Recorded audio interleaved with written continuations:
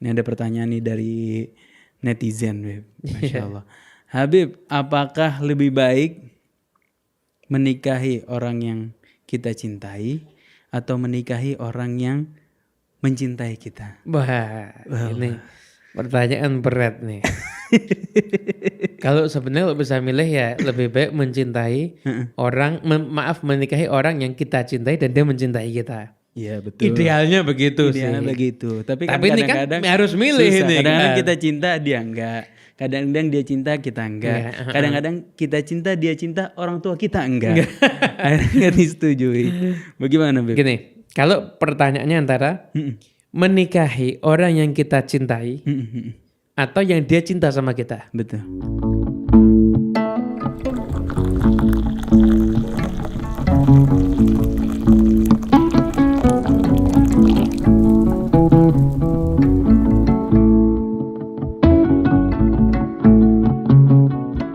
Bismillahirrahmanirrahim. Alhamdulillahirrabbilalamin. Wabihi nasta'inu ala umuridina waddin. Wassalatu wassalam ala asyrafil anbiya'i wal mursalin wa ala alihi wa sahbihi wa man tabi'ahum bi ihsanin ila yaumiddin.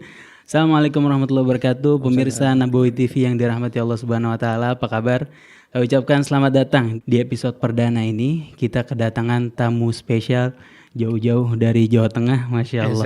Alhamdulillah. Habib muda, rupawan, tampan, dan dermawan, Masya Allah. Habib Muhammad bin Anis. Tambah lagi Beb, jutawan. Amin, insyaAllah. Miliarder insyaAllah, Beb. Amin, amin, ya rabbal alamin. Jutawan dolar maksudnya Beb. Oh, ahlan, Masya Allah. Mudah-mudahan, amin ya rabbal alamin, bi khair wa afiyah. Habib Muhammad Al-Habsyi. Assalamualaikum Habib. Waalaikumsalam warahmatullahi wabarakatuh. Sehat ya Habib? Sehat walafiat alhamdulillah. Nyampe jam berapa tadi dari Solo, Habib? Semalam nyampe dari Cirebon. Cirebon langsung. Tapi Anda lihat Habib udah mulai sering ke Jakarta, udah terbiasa dengan macet-macet Jakarta insyaallah Habib. Ya, membiasakan diri ya Habib. Lebih tepatnya begitu. Iya. Allah, yang orang Jakarta nih Habib, kesabarannya 2 kali lipat dibandingkan orang daerah-daerah lain insyaallah. Kalau sering di jalan karena memang ujiannya lebih berat. Ya, dengan kemacetan tadi itu ya. Kemacetan ya Allah. Mudah-mudahan Allah Subhanahu wa taala lancarkan permasalahan orang Jakarta. Amin insyaallah. Ikhwan akhwat pemirsa Nabawi TV yang dirahmati Allah Subhanahu wa taala, Habib Muhammad Al-Habsyi ini merupakan cucu langsung Bib ya. Naam. Dari Habib Anis Solo. Ya Masya Allah. Muhammad, ayah saya Husain, Habib Muhammad bin Husain bin Anis.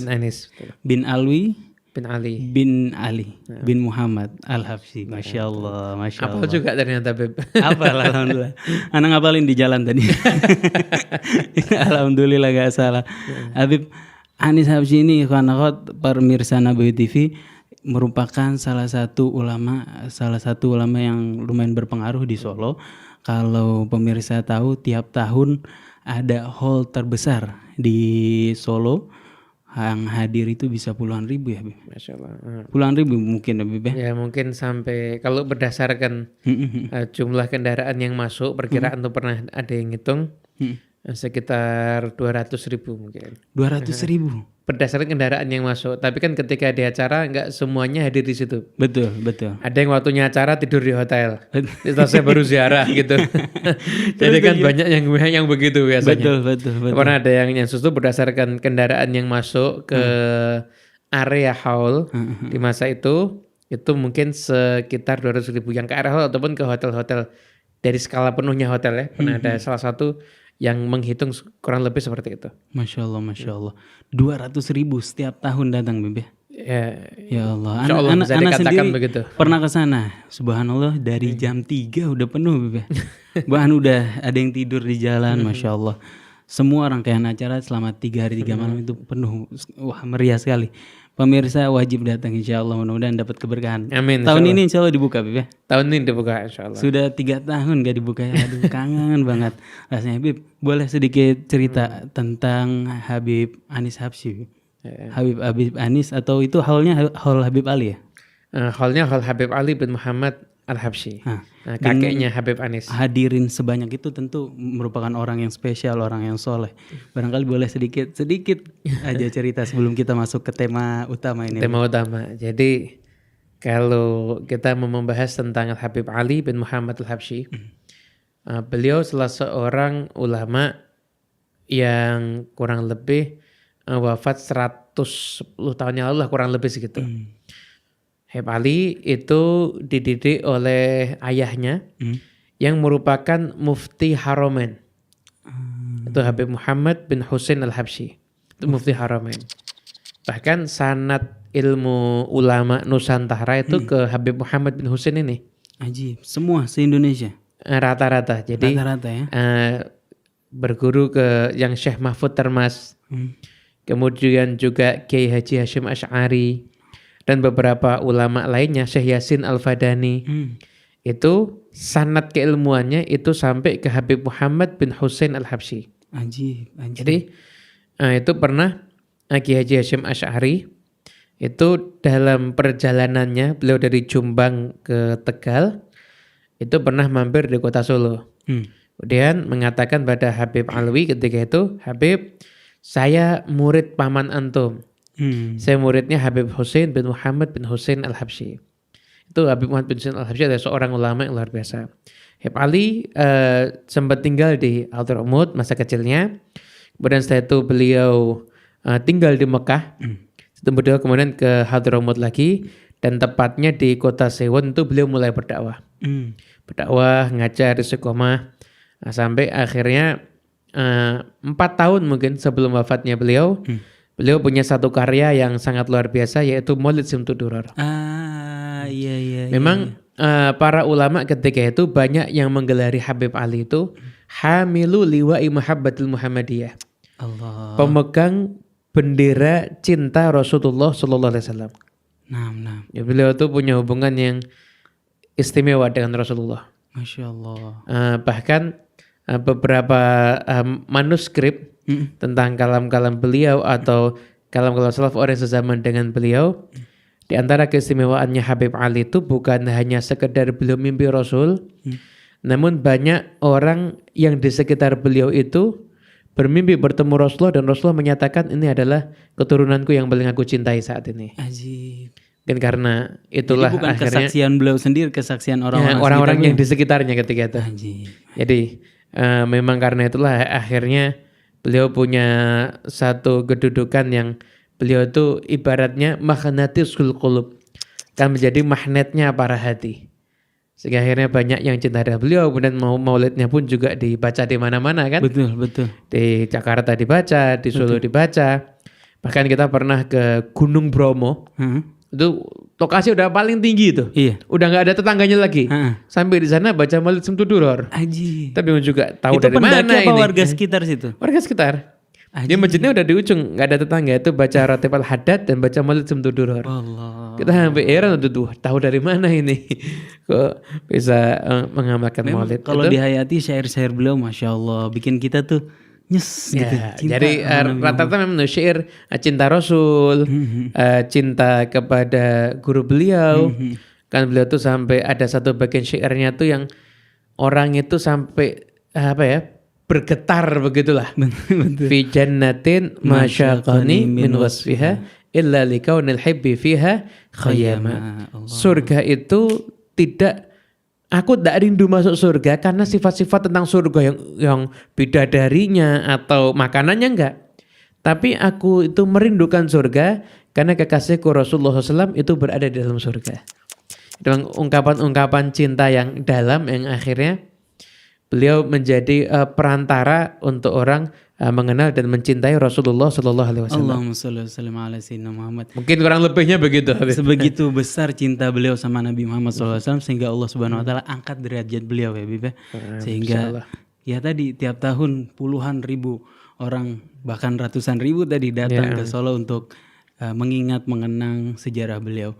Ini adalah contoh Bib orang yang tepat dalam menggunakan cintanya. Betul. Nah, nyambung ke tema hari ini, permintaan Habib Muhsin Assegaf, dan tim Nabawi TV dan tim Nabawi TV. Kita sebut aja biar nggak datang dari saya. Kita hari ini akan membahas tentang tema cinta Habib. Oke. Masya Allah. Ini tema yang ngeri-ngeri sedap ini sebetulnya ini ya. Betul Habib. Masya Allah. Cinta itu kalau banyak orang nanya ke Al-Fakir, cinta itu hukumnya apa sih? Anak jawab cinta nggak ada hukumnya. Emang ada hukum yang mengatur cinta, Beb? Hukum syariat Islam yang mengatur cinta? Ya. Saya pernah dapat pertanyaan ketika ngisi suatu kajian, agak unik pertanyaannya. Itu, Habib, bagaimana hukumnya mencintai suami orang? Bingung kita ini mau jawabnya ini. Ini mau kita jawab, boleh. Ya nanti terjadi sesuatu yang nggak diinginkan. Betul. Mau kita jawab nggak boleh ya. Amanat ilmiah kita tuh harus menyampaikan apa adanya. Betul. Kalau cintanya itu nggak ada hukumnya. Betul. Tapi ekspresi untuk menyatakan cinta itu yang ada hukumnya. Sama kayak kita makan. Makan hukumnya mubah. Ya. Tapi bagaimana kita mendapatkan makanan Itu yang ada dan hukumnya. apa yang dimakan. Betul. Itu yang. Jadi cinta nggak ada hukumnya. Betul. Cinta nggak ada hukumnya. Tapi bagaimana mengekspresikan cinta itu yang dihukumi di situ. Yang mengekspresikan cinta dengan cara-cara yang baik, ya berarti kita hukumi halal. Yang mengekspresikan cinta dengan cara yang dilarang oleh syariat, itu berarti hukumnya haram. Berarti kurang lebih kembali kepada cara mengekspresikan cintanya. Betul. Makanya termasuk orang yang dianggap mati syahid itu ketika orang mati dan memendam cinta. Iya. Mati memendam cinta dan nggak mau sampai berbuat yang haram atas nama cinta dan dia sampai mati karena itu, maka itu termasuk orang yang mati syahid. Masya Allah. Jadi cinta dipendem boleh, Beb ya? Ya boleh dalam aja. rangka menahan diri dari melakukan. Jangan sampai berbuat sesuatu yang haram gitu. Mati syahid tuh, bayangin. Beb, mati syahid, Beb. Masya Allah. Beb, sebelum kita membahas hukum halal haram, sebenarnya cinta itu definisinya apa, Beb? Cinta itu apa, Beb? Cinta itu apa ya? Para ulama itu memang mendefinisikan cinta banyak sebetulnya. Ya tapi kalau bisa kita ambil kesimpulan, cinta itu ya keterikatan hati dengan sesuatu. Jadi kurang lebih ya bahasa simpelnya kan. Kita kan podcast gak usah bahas yang berat-berat repot nanti ya. Betul. Simpelnya itu keterikatan hati terhadap sesuatu. Seperti orang yang cinta dengan seseorang, maka hatinya dia akan lari ke sana terus. Akan lari ke sana terus. Contoh, dia cinta sama seorang yang suka warna pink. Setiap dia lihat warna pink, ingat orang itu. Betul. Nah, karena ada keterikatan. Betul. Keterikatan hati. Sama dia. Nah, ada keterikatan hati. Itu namanya cinta seperti itu. Jadi bahasa simpel seperti itu. Di mana hati kita itu condong ke sana dan ada keterikatan hati di situ, ya berarti cinta. kita sudah cinta. Oh ya Allah. Kalau kita terikat pagi-pagi bangun tidur mikirin utang, siang-siang kerja mikirin gimana kerja supaya dapat uang, kemudian mau tidur kita pikirin besok gimana nih cara nyari uang. Itu kan artinya keterikatan, berarti kita lagi mencintai uang. Mencintai ya dunia tadi itu. Mencintai dunia. Kecuali kalau memang gini. Kita juga kadang-kadang kan ada, saya di Solo kumpul sama anak muda. Betul, sama jadi, saya juga. Curhatannya kan macam-macam. Betul. Orang pengen punya rumah gede, mobil mewah, itu cinta dunia apa enggak? Tergantung. Bang, yang ada di pikiranmu apa kalau kamu udah dapat rumah gede, mobil mewah itu? Iya. Ya pokoknya asik. Ya berarti cinta dunia.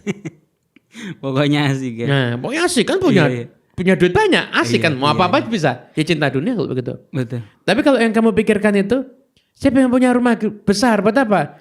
Oh buat nyambut tamu. Oh buat tempat musafir-musafir yang pergi biar bisa sejamu. Nah. Siapa yang punya duit biar saya jadi manfaat untuk orang lain. Itu akhirat.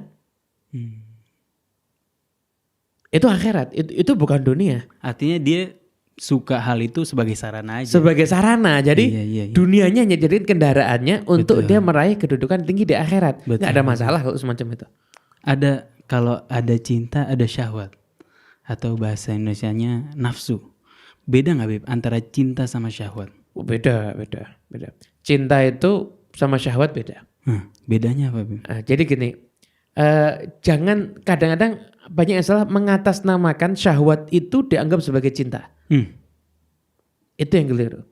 Nah, hakikat cinta itu kalau kata para ulama, la yanqusu bil jafa wa la yazdadu bil wafa. Artinya, Nah, cinta itu nggak berkurang sekalipun dia mendapatkan perlakuan buruk dan nggak bertambah sekalipun dia mendapatkan kebaikan. Full mentok udah. Itu baru hakikatnya cinta. Syahwat kan nggak gitu. Seneng kenapa? Ya karena urusannya rata-rata fisik. betul. Karena biologis, kebutuhan biologis ya. Begitu fisiknya berubah, syahwatnya bisa hilang. Hilang. Akhirnya Bahkan cintanya fisik tanpa berubah pun karena terlalu sering bisa hilang kok. Awalnya dia seneng karena penasaran. Bosen begitu Syahwat. ya. Namanya bosan kan bisa hilang syahwatnya. Nah itu namanya syahwat. Tapi kalau cinta nggak hilang. Nggak berkurang sekalipun dapat perlakuan buruk. Dan nggak bertambah sekalipun mendapatkan kebaikan. Masya Allah. Makanya kita ini berat kalau mau ngaku cinta berat. Kalau tanya tentang cinta kita bilangnya baru belajar cinta gitu aja. Ajib. Jangan ngaku cinta ya, baru belajar cinta gitu Ajib, aja. ajib. Masya Allah, Bib. Kalau memang cinta itu seagung itu, Bib. Maksudnya maknanya sedalam itu. Bagaimana kita sebagai seorang muslim seharusnya menggunakan cinta, Bib? Gunakan untuk sesuatu yang positif ya. Gunakan untuk sesuatu yang positif. Berarti manusia itu akan cenderung mencintai sesuatu. Nah, maka gunakan cinta kita itu cinta yang akan mendatangkan manfaat juga di akhirat. Saya pernah baca keterangan di satu kitab, ini nggak berat kok, mesti gampang dicerna ini. Di kitab Syarah Sahih Bukhari karya Ibn Hajar, ketika membahas hadis orang akan mendapatkan kelezatan iman itu syaratnya 3. Di antaranya ayyakunallahu wa rasuluhu ahabba ilaihi mimma siwahuma. Allah dan Rasulnya lebih dia cintai dibandingkan apapun selain keduanya. Nah, udah diterangkan oleh Ibn Hajar, yang dimaksud mencintai Allah dan Rasulnya di sini itu hubbul akli, cinta karena akal. Cinta itu dibagi jadi 2. Karena akal. Ada hubbul tabi'i, ada hubbul akli. Cinta karena watak, cinta karena akal. Cinta karena watak itu nggak perlu pakai belajar. Yeah. Bapak punya anak pasti cinta sama anaknya. Sudah natural. Udah natural, jadi nggak ada. Bagaimana ya saya mencintai anak saya, nggak ada begitu. Nggak ada. Ada begitu. Sudah pasti ya. Udah pasti. Tapi kalau cinta Allah, cinta Rasul itu harus pakai akal. Sama seperti orang yang sakit, dia akan rela minum obat yang pahit. Iya. Kenapa? Bahkan dia suka sama obat yang pahit itu. Kenapa? Karena dia tahu di situ ada kesembuhannya dia. Dia tahu manfaatnya. Tahu manfaatnya. Begitu juga. Itu berarti akal apa tabiat? Akal itu akal. Karena kan berpikir. Iya. Kalau dia cuma selera obat pahit, nggak mau dia. Obat pahit kok ngapain saya minum? Betul. Berarti nyaris mustahil ada orang yang cinta sama Allah dan Rasulnya tanpa melalui proses akal. Ada kalau anugerah Allah Ta'ala bisa jadi seperti itu. Karena memang aulia-aulia Allah itu punya kekhususan tersendiri. Seperti Imam Nakib yang Syekh Abdul Qadir Al-Jilani, beliau ketika dilahirkan ketika bulan Ramadan beliau nggak pernah mau minum susu di siang hari. Kenapa? Memang dijaga Allah Ta'ala. Sekalipun bayi nggak minum susu ibu karena menghormati Ramadan. Puasa. Nggak puasa tapi menghormati Ramadan. Nggak bisa dikatakan puasa masih bayi kok. Iya. Jadi kan memang ada orang spesial. Nah tapi kan langka itu. Langka betul. Itu kan langka. Nah, yang kita orang biasa, umum umumnya. ini ya kita harus melalui proses akal. Jadi ngapain nih kita cinta sama apapun selain Allah dan Rasulnya. Sedangkan yang betul-betul mencintai kita itu Allah dan Rasulnya. Yang cinta yang bermanfaat kepada kita itu ya Allah dan Rasulnya. Ngapain kita cinta sama yang lain? Betul. Nah kalau manusia itu menggunakan akalnya, betapa kita ini udah dimanja sama Allah. Kita berbuat dosa dikasih nikmat. Ya Allah. Kayak bayangin coba, setiap kita berbuat dosa langsung dapat azab. Hancur badan kita, Beb. Betul. Nggak kuat badan kita kan? Betul. Iya kan? Bahkan kita berdosanya Anda pakai. bayangin aja nih, Iya, kita iya. jalan, mungkin lagi jalan di mall. Oke. Ya di mall itu kan pakaiannya kan macam-macam ya. Iya. Ya yang pakai hijab ada, yang nggak pakai hijab Ada. banyak. Ya Banyak. kan begitu. Kemudian kita kalau sekali nggak sengaja ngelihat sekali kan nggak apa-apa. Betul. Tapi kalau ngelihat terus melotot kan baru dosa itu. Dosa, betul. Mungkin setiap kita melotot mata kita jadi -1. Kira-kira udah minus berapa di mata kita? Karena buta, naudzubillah min dzalik ya kan. Naudzubillah min Kita ini dzalik. maksiat mesti kasih nikmat. Allah sudah memanjakan kita seperti itu. Masa kita nggak bisa sih menemukan cara untuk mencintai Allah dalam kehidupan kita? Seperti perjuangannya Nabi Muhammad SAW. Beliau mencintai kita bahkan sebelum kita ini diwujudkan. Memikirkan umatnya, mendoakan umatnya. Seperti itulah.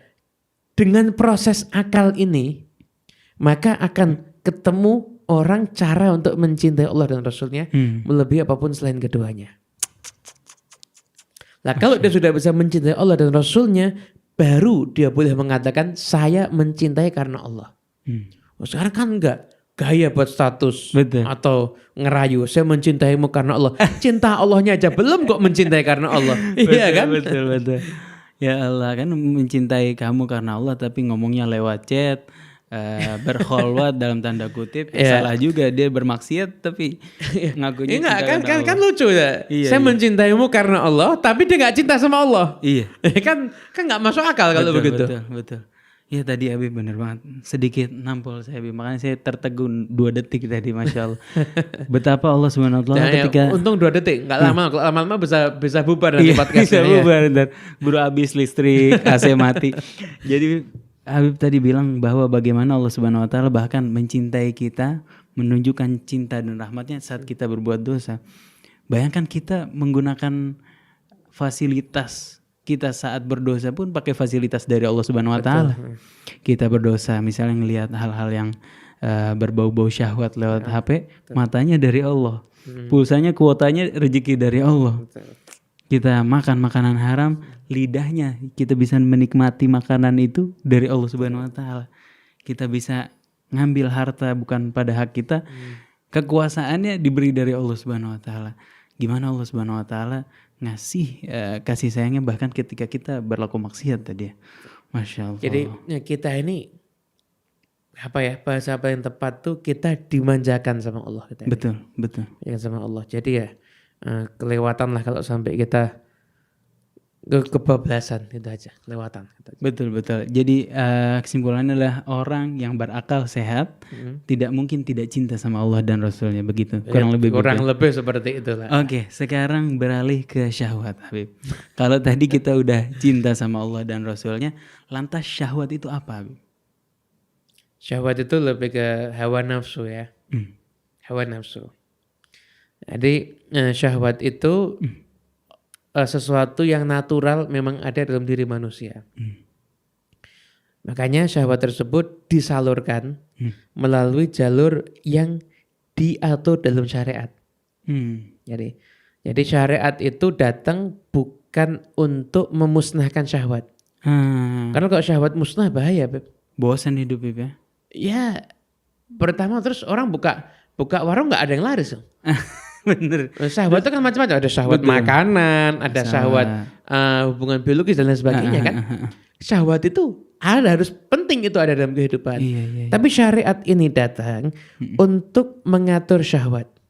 Artinya kita bukannya harus mematikan syahwat, bukan tapi mematikan atau mengontrol. memusnahkan, tapi mengatur syahwat tersebut. Menjinakkan. Jadi kita yang mengatur syahwat, bukan syahwat yang mengatur kita. Gitu. Itu namanya syahwat. Jadi syariat datang untuk mengatur itu semuanya. Syahwat senang dengan lawan jenis itu syahwat. Diatur. Misalkan ya harus ada hubungan pernikahan. Pernikahan itu ada syarat-syaratnya dan sebagainya. Satu juga untuk hubungan suami istrinya pun juga diatur. Karena maaf kalau lagi sedang dalam keadaan menstruasi kan nggak boleh berhubungan suami istri. Kan diatur semua itu dalam syariat. Betul. Jadi jangan sampai seseorang yang mengikuti syariat itu dia terkesan sebagai budaknya syahwat. Allah. Tetapi justru dia yang bisa memperbudak syahwatnya dia. Bukan dia yang diperbudak sama syahwatnya dia. Iya. Gitu. Ada berapa jenis Bib objek syahwat? Kan tadi Habib bilang nggak cuma lawan jenis ya. Lawan jenis kemudian ke banyak sih makanan. Syahwat pengen ngomong. Iya kan? Pengen ngomong, syahwat pengen dikenal orang. Banyak itu nggak bisa unlimited itu jenisnya. Pokoknya segala sesuatu yang sifatnya kecenderungan hawa nafsu hawa nafsu itu itu syahwat. sering ditunggangi sama syahwat. Oh begitu ya. Memang apalagi syahwat keterkenalan itu syahwat yang gak ada ujungnya tuh. Beb. Kalau makan kita ada kenyang. Ada kenyangnya. Kalau berhubungan barangkali ada capeknya. Ada capeknya. Kalau apalagi misalnya ya harta kita udah ada bosennya begitu. Mobil bagus makin bagus. Tapi terkenal Ya, nggak ada ujungnya kayaknya. Cinta jadi gini, gila hormat. Jadi orang kalau dia tuh cinta sama harta, Iya, mengorbankan semuanya untuk mendapatkan harta. betul. Agamanya pun dikorbankan. Allah naudzubillah. Tapi kalau orang udah cinta sama kedudukan, dia mengorbankan agamanya plus mengorbankan hartanya demi untuk mencari kedudukan. Untuk mencari kedudukan. Nah itu makanya sampai ada pembahasan di kitab tasawuf terakhir yang keluar dari orang yang akan ditunjuk dari kekasih Allah Ta'ala adalah cintanya dia terhadap kedudukan. Yang terakhir dikeluarkan. Ya Allah, bahaya tuh ya. Bagaimana kita melatih diri supaya bisa mengontrol syahwat, supaya kita nggak terjerumus gitu dalam kesyahwatan. Tidak terjerumus dalam mengikuti syahwat. Ya, jadi tentunya begini ya, tentunya. Jadi kalau nafsu itu ibarat kuda. Ya. Nafsu itu jadi gini. Kita harus punya ilmu ya. Nah, Kita harus punya ilmu karena dengan ilmu itu nanti kita bisa ngontrol diri kita. Diri kita. Makanya tidak ada kata berhenti untuk cari ilmu. nah. Karena sekalipun orang sudah tua tuh tetap bisa dapat godaan syahwat. Syahwat pengen selalu dihormati, itu syahwat. Iya, Iya kan? betul. Pernah ada yang tanya, saya udah usia tua, masih perlu cari ilmu atau enggak? Ya, kita akan jawab, ya. Husnul khotimah itu juga pakai ilmu.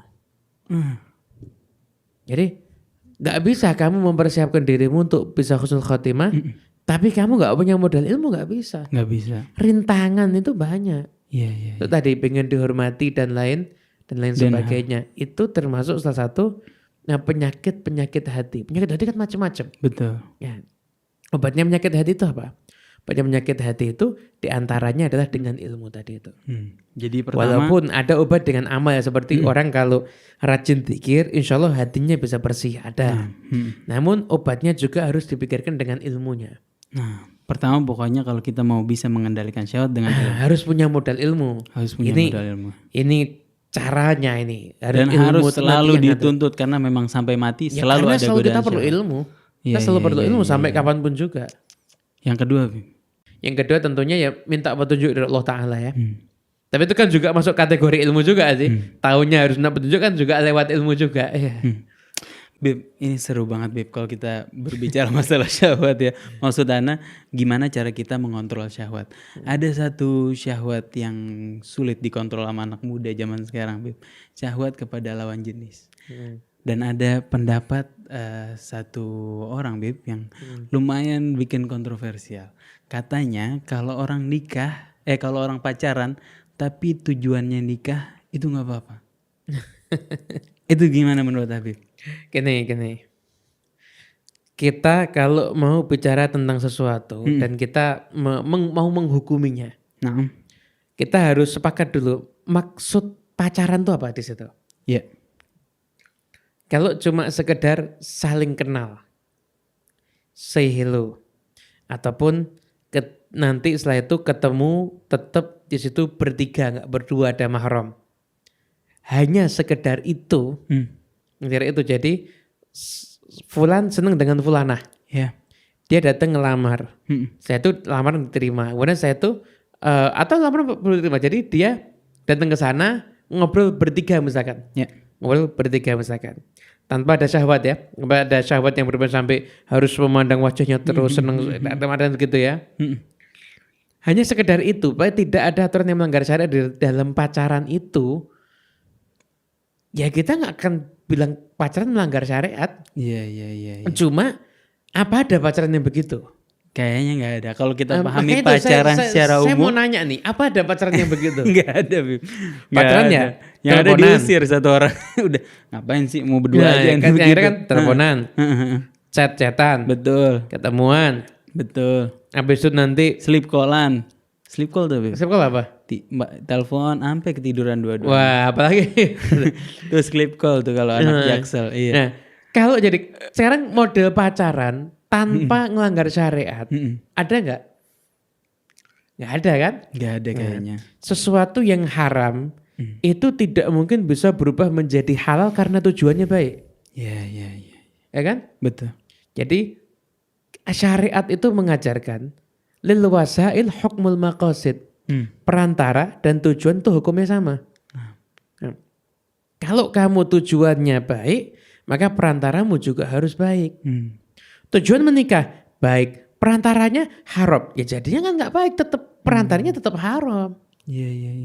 Jadi nggak boleh pacaran dengan bahasa anak muda zaman now Betul. yang sampai akhirnya itu melanggar syariat, sekalipun tujuannya nikah, tetap tidak boleh dibenarkan yang semacam itu.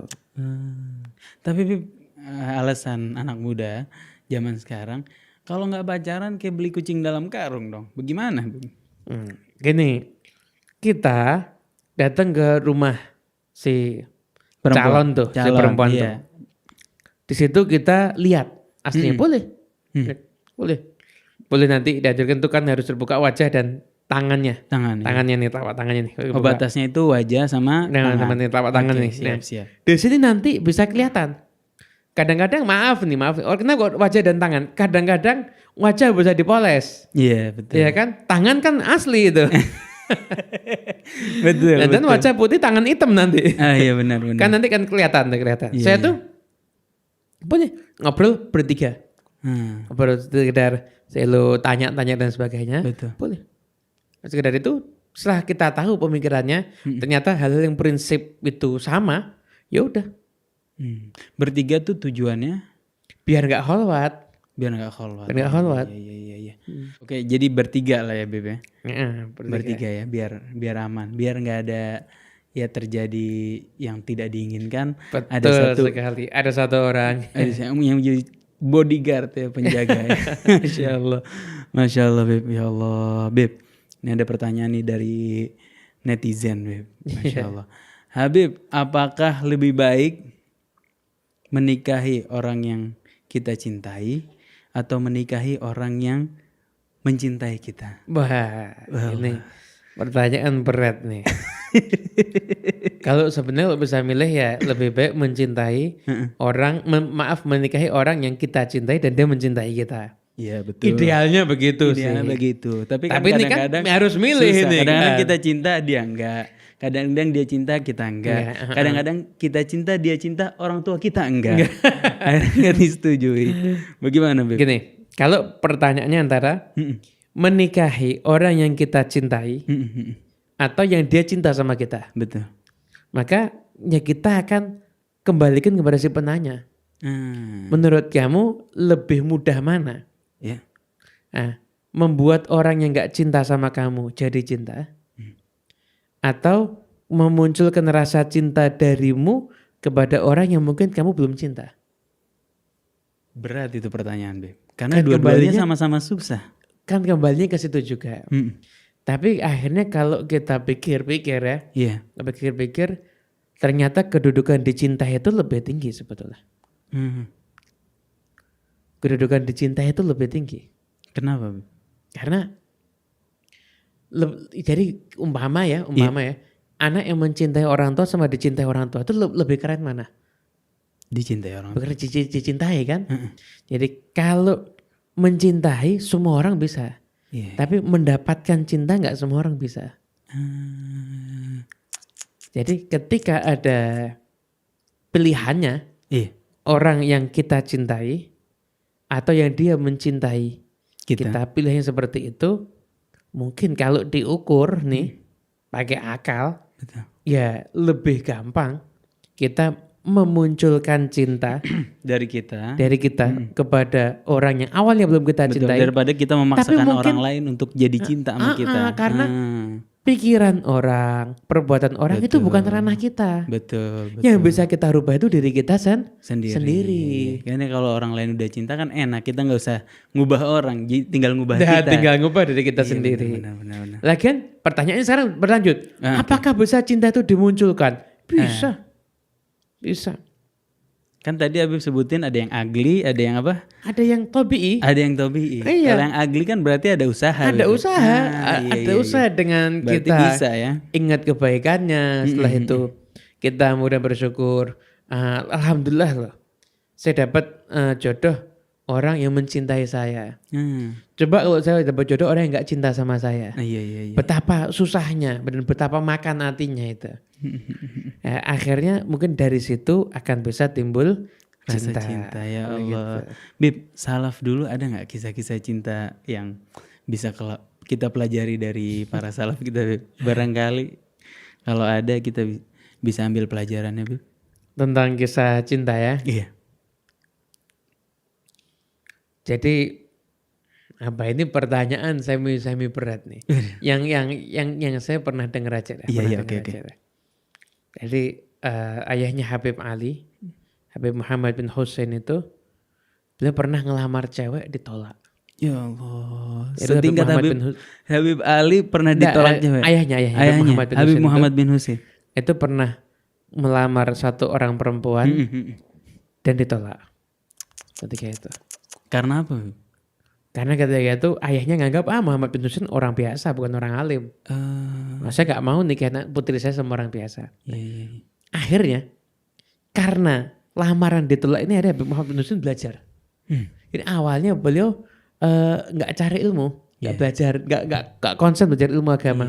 Kerja tapi aja karena gitu. lamaran ditolak, akhirnya terpacu untuk belajar ilmu agama. Keliling kemana belajar sampai sudah alim kembali ke kota yang ngajar. Di antara muridnya orang yang pernah nolak beliau. Ya Allah.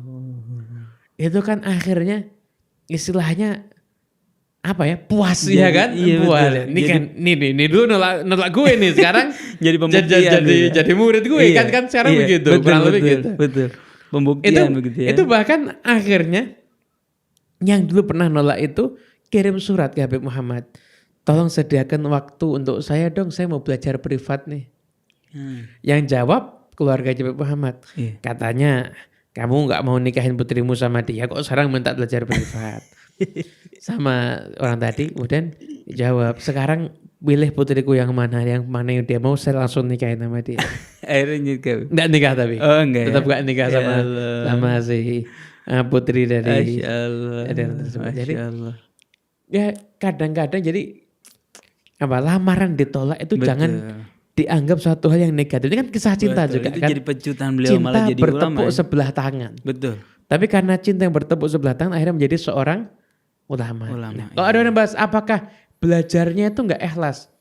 Sekalipun awal motivasi beliau itu karena urusan cinta. Tapi ketika ilmu sudah masuk dalam hati, maka ilmu yang sudah masuk dalam hati itu yang akan menjadikan beliau itu menjadi seorang yang ikhlas. Buktinya apa keikhlasannya? Ketika beliau sudah jadi orang yang hebat, beliau gak mengejar cinta lamanya lagi. Tapi beliau mengejar cintanya Allah Ta'ala. Kenapa? Dengan mencari calon perempuan, calon istri yang bisa beliau jadikan untuk partner dakwah beliau. Jadi sudah bukan memilih istri seperti beliau yang dulu. Memilih istri seperti beliau yang telah menjadi orang yang berilmu, yang telah mengemban amanah dakwah tersebut. Allahu Akbar. Masih ada waktu gak, Beb? Masih ada 26 pertanyaan nih kalau masih ada. Enggak ya? Udah habis ya? Masya Allah. Ana sebenarnya banyak mau nanya Habib Muhammad ini, mumpung ketemu. Masya Allah, Beb. Tapi waktu sudah memisahkan kita berdua ya Allah. Insya Allah mudah-mudahan di pertemuan berikutnya. Amin. Insya Allah Ta'ala. Baik pemirsa Nabawi TV, saya Isa Alkaf beserta kru yang bertugas mohon undur diri. Mari sama-sama kita tutup dengan membaca doa kafaratul majlis. Subhanakallahumma bihamdika asyhadu an la ilaha illa anta astaghfiruka wa atubu ilaik. Wassalamualaikum warahmatullahi wabarakatuh. Assalamualaikum warahmatullahi wabarakatuh.